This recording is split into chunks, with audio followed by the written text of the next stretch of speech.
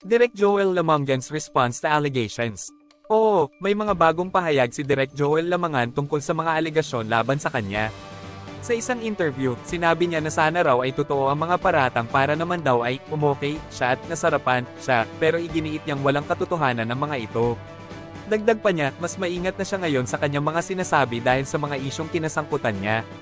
Sa kabila ng mga kontrobersya, patuloy pa rin siyang nagtatrabaho sa kanyang mga proyekto tulad ng pelikulang Fatherland. Ano ang mga alegasyon laban kay Direk Joel Lamangan? Ang mga alegasyon laban kay Direk Joel Lamangan ay nagmula sa aktor na si Aaron Villena. Ayon kay Villena, inabuso siya ni Lamangan sa isang insidente habang sila ay nagpipilm ng isang pelikula. Sinabi ni Villena na si Lamangan mismo ang naglagay ng plaster sa kanya sa isang maselang eksena na dapat sana ay trabaho ng makeup artist.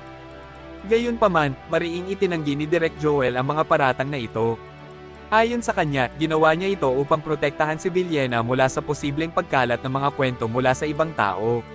Dagdag pa niya, wala siyang intensyon na samantalahin ang sitwasyon.